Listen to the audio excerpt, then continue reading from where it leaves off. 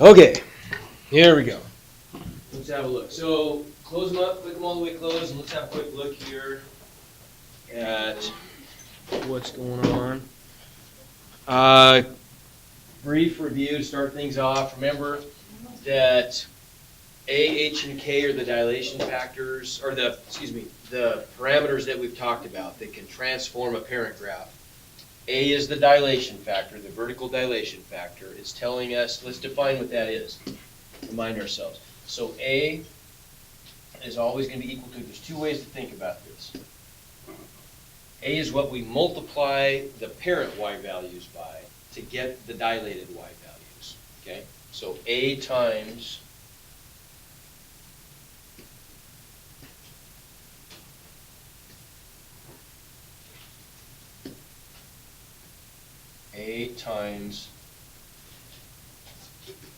the parent y coordinates equals the dilated y coordinates, right? So we multiply the original parent y values by to see if they've been stretched or compressed, right? So if A is bigger than 1, phone should be away, please. Phone should all be away. So if A is bigger than 1, then it's going to make the y values bigger, which stretches the function out. If we're multiplying by something like 1/2 that's less than 1, then it's going to make the y values smaller, and so it gets compressed vertically, right? The other way you can always think about A or calculate A, it's always going to be the ratio of the dilated y coordinates divided by the parent y coordinates. Okay? So if they're twice as tall, if the dilated versions, after I've dilated it, if the y coordinates are twice as high as the parent ones are, then the ratio would be 2 to 1, so A would equal 2, right? Either way. So that's A, and then H and K we've spent quite a bit of time on. H and K are just the horizontal and vertical translations, right? So they also work out to be the x and y coordinates of the special point, which for us is going to be a vertex most of the time, or a starting point, okay? All right, let's do a quick example. So let's start with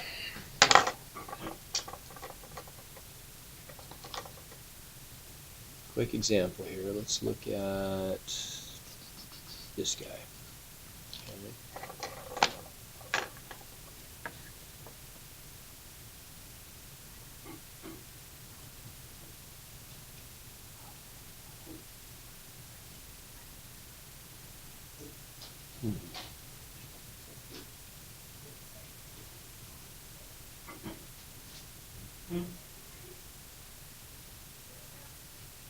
Oh, can't do that. That's a problem.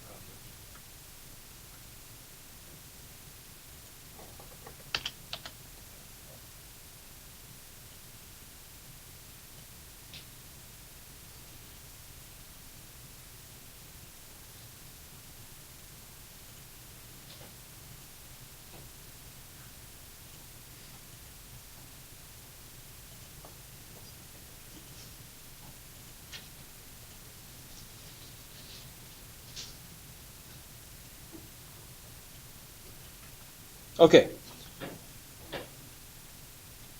So let's do this. Let's say that we want to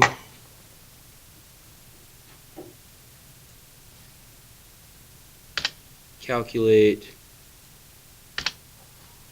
f of x, which is going to be this top function.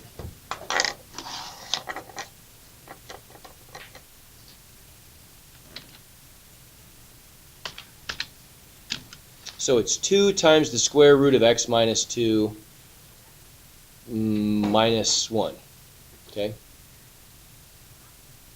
There's the function that we want to graph. What's the order? What are the values of A, H, and K? Good. A is 2. Good, we see that because there's my A, right? So A is 2. H is 2. Good, there we go. There's H is 2, and what's K? Good. okay, what's the order, if I'm gonna make that graph, if I'm gonna follow all the rules carefully, let's close that up here. If I'm gonna follow all the rules carefully, what do I have to do first when I'm gonna transform this thing? I have to dilate it first, right? So we're gonna dilate it first. So we're gonna start with our parent graph. Now does everybody, we've gone through this a couple times, but does everybody get how we can always, if we forget what it looks like, we can always make a quick graph of the parent function with just a t-table, right? So all we'd have to do for our parent graph is we would just, I could make a column for x and a column for p for parent, I guess, p of x, and I can just plug in some x values and calculate y values to find points on that graph, right? So when x is 0, what's y? Square root of 0 is 0. So I get the ordered pair 0, 0. When x is 1, what's the square root of 1? 1. So I get the point 1, 1. I could use 2 and 3, but those aren't very convenient points. Next one would be convenient to use would probably be 4, right? Because the square root of 4 is 2, and there it is. Okay, everybody with me? Okay, so there's the shape of our parent graph. But if a is equal to 2, that means I'm going to have to multiply all of these parent graph y values by 2 to get the dilated, y values, right? Okay, so let's do that. If I'm going to multiply this y value, there's my original y value, right?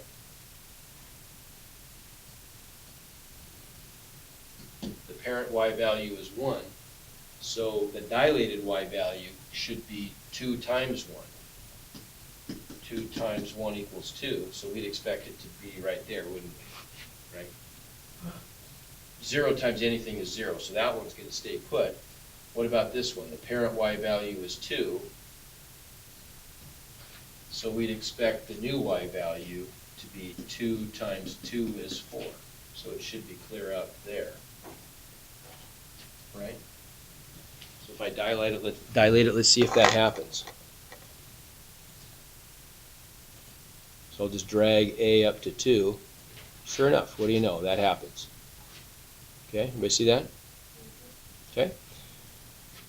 So we got the dilation part down. Now if h, you told me, is 2, if I drag this thing over to the right by 2, okay, our vertex goes from 0, 0 to 2, 0, and we said k was negative 1, right?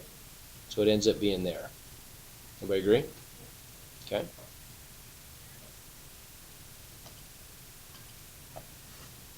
Okay, makes sense. But if we were going to graph this thing in one step, instead of having to make 2, wouldn't we we'll do our little trick, right? We'll start from the translated vertex, and we'll just pretend it's the origin, right? So we know that technically, if I'm going to go over by 1, I should go up by 2 times 1, so I should go up by 2. Everybody get that? So if I started at the point 2, negative 1, if I go 1 to the right, that's going to give me a 3, and negative 1 plus 2 gives me my positive 1, right? And I could do the same thing. If I went to the right by 4, I would expect to go up by a times 2, right? Which is going to be 4. So I would just go up by 4, which would end up right there. Okay? So we can do it in one step if we're kind of cheap like that. Right? Makes it a little easier to graph or to recognize the graph. In Moodle, all you'd be doing is trying to pick the one graph that is correct, and so really all you'd have to do is just identify like the graph that goes through those 2 points, that starts there and goes through that point, and that's the right one. Okay, good. All right, so for today, we're going to look at something a little different. We're going to tweak this thing in some other interesting ways. So what's going to happen if we try some different stuff now? So let's say that we're going to go back to, we're going to untranslate it. So all we've done is dilate it, right? But this time, what's going to happen if we make the a negative 2 instead of positive 2? Where should this point end up then? If a is negative 2, what's the dilated y value going to be? If the parent y value is 1, what's the dilated y value going to be? Remember, I just multiply the parent y value times a. That's the job of a. Yeah, I'm just going to multiply negative 2, right, which is going to be my a value, times positive 1, should give me negative 2 for my y value. Look what it did. Okay, it works, doesn't it? I multiply for this point right here, the parent y value is 2, times a, which is negative 2, gives me negative 4. So what did it serve to do? When we dilated it, if a is negative, it can stretch and compress it, but it also can reflect it if it's negative, right? And then if I go ahead and do my translation again, so if I go to the right by 2 and I go down by 1, it still has the same starting point as it did before, doesn't it? Right? The starting point is still at HK, but now instead of opening up and being stretched, it just opens down and is stretched. Okay? That part makes sense probably, right? So a negative value of A, just in addition to dilating, it reflects over the x-axis. That is summarized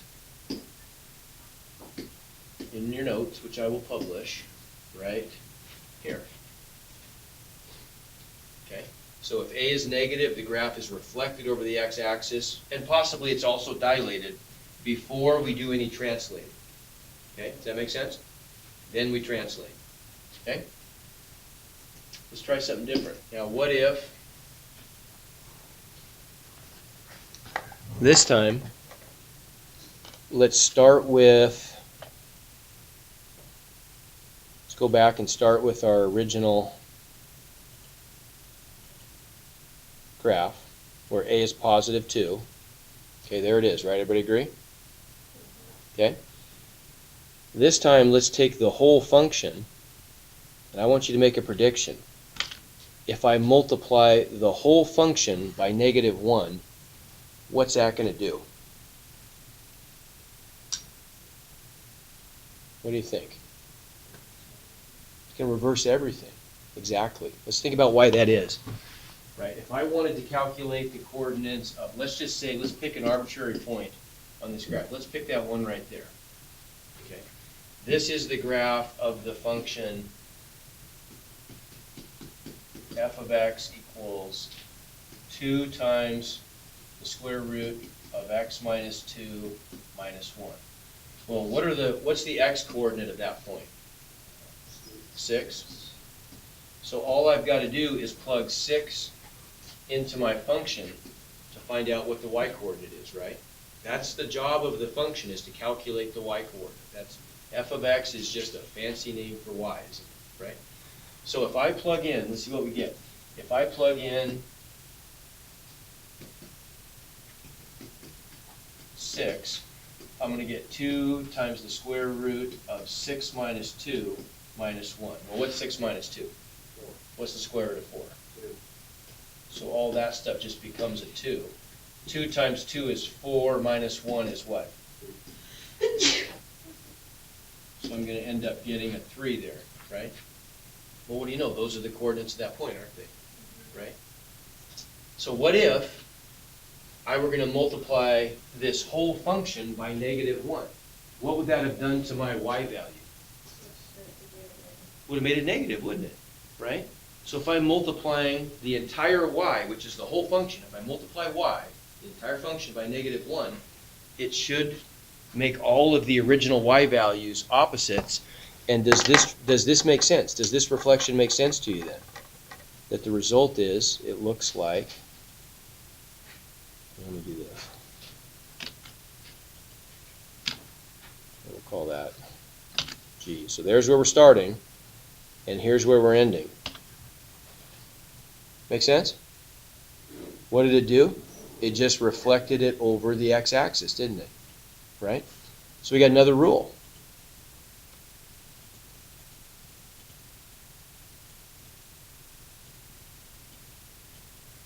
If the entire expression including k, so the whole thing is multiplied by -1, then the graph is reflected over the x-axis after we've dilated it and translated it, right? And that makes sense. So first we're going to, if we go back to this example, if we follow order of operations, right, we've got to do all this stuff first before we multiply by -1. We've got to work inside the parentheses, don't we? So we're going to dilate the thing, we're going to translate it where it's supposed to go, and then when we multiply by -1, it's taking that finished product, and it's going to reflect the whole thing over the x-axis, right? So it's just important that you see those differences. If A is negative, then that means the reflection is part of the dilation, so we do it first, and then we translate. If the whole thing is multiplied by -1, then that means that we're going to do all the transformations first and then reflect the finished product. Okay. Now, I also included one other little hint in here. You could, if you have a negative out in front of the whole thing, you could distribute the negative to both parts and then just treat it like example 1. Okay. For example, if we did this problem right here, this f of x problem, right? What if we distribute the negative? So let me turn all this stuff off. If I were to distribute the negative, so we'll call this like q of x or something, what would I get? If I distribute that negative to both of those terms, there's two terms, aren't there? I've got the 2 times the square root minus the 1. So what's that going to give me if I take that negative and I distribute it to both parts? Okay, so I'm going to get a -2 in front of the radical. Everybody agree? Okay. So -2 times the square root of x minus 2, right? And then if I distribute it to the -1, I'm just going to get a +1. Well, look what happens. Same thing, right? The purple and the blue graphs overlap perfectly, don't they? Right? There's the purple turned off, there it's turned on. Okay? So you always have the option if you want to, and you might prefer this, it's fine. When you're actually graphing these things, you have the option, if you choose, to just distribute the negative sign and then do it regularly, right? Dilate first and then translate and you're done. Okay? Okay, last thing. Last reflection piece here. So what do you suppose is going to happen? Let's go back to our f of x.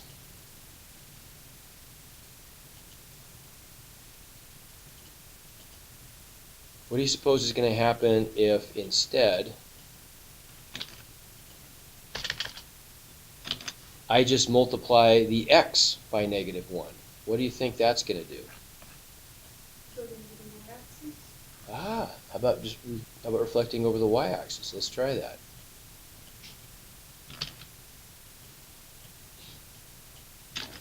Okay, so there's my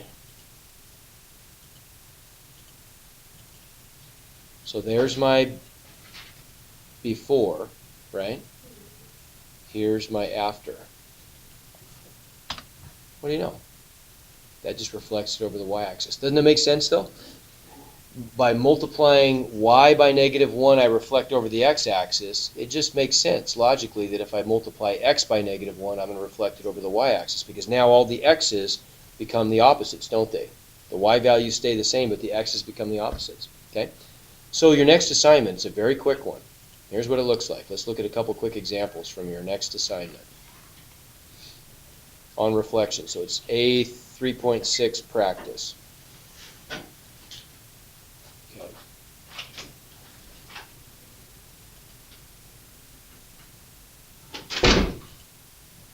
So how about something like this?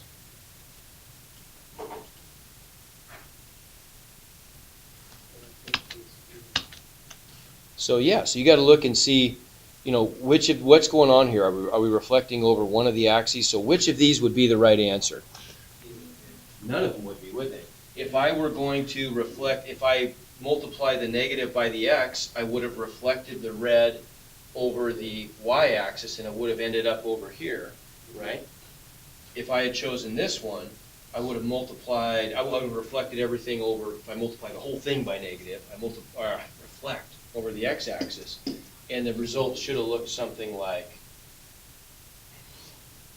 that instead, right? Yes. But it didn't. And so the answer is neither. Okay? How about that guy? Okay, that's reflected over the, well, hold it, yeah, f of negative x, right? We're multiplying just the x, aren't we? Just reflected over the y-axis, so that would be the correct answer. How about that one? Neither one, is it? Right? If I reflect this, what it really should have looked like, if I reflect this one over the x-axis, it should have looked like more like this. Right? Those would have been reflections. Think about a fold in the page in wet ink. The green would have made the, or the red would have made the green, not the blue, right? So that's another neither. That one would be, yeah, negative times the whole thing. You get the idea, right? Okay, so just getting used to making those correlations.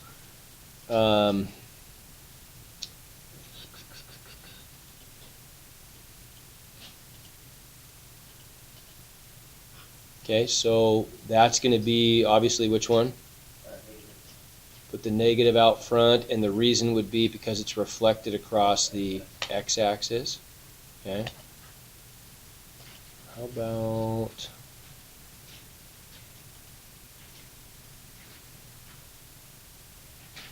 okay, one of these maybe. So if I had to write that one, if I had to, the blue graph is g of x. If I have to write that in terms of f of x, yeah, right? So g of x would just equal negative f of x, okay, outside.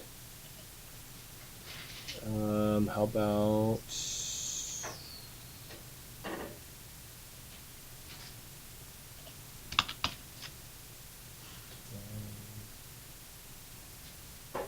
one of those guys?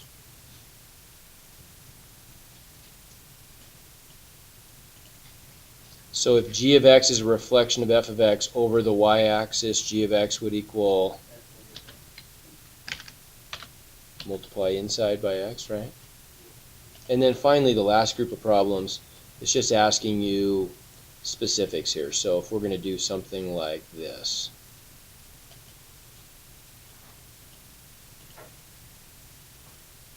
So now we have an actual function, right? This is a function that we're not going to deal with until maybe a little bit at the end of the year, but probably it'll be next year before you guys really deal a lot with exponential functions. But doesn't matter. All functions act the same, so we can still make a transformation of this. If I want to reflect this weird function, which we don't even work with, but if I want to reflect it over the y-axis, the rule is the same. If my original function is 3 to the x,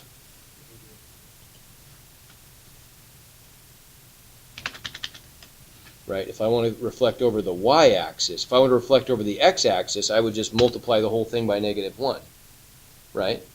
If I want to reflect over the y-axis, if I want to reflect over the vertical axis, so I'm doing something like this, I'm making a reflection that moves it horizontally, then the negative would go where? Yeah, in front of the x, right there. Okay, you get the idea? So that's about a 5 to 10 minute assignment, really. It's not very much, but I just want to reinforce these points, and then we'll come back tomorrow and we'll look at kind of pulling all this stuff together. So we'll have problems that deal with combinations of dilations, reflections, and translations all in the same problem, and that's the grand finale kind of this unit. Okay? All right, go.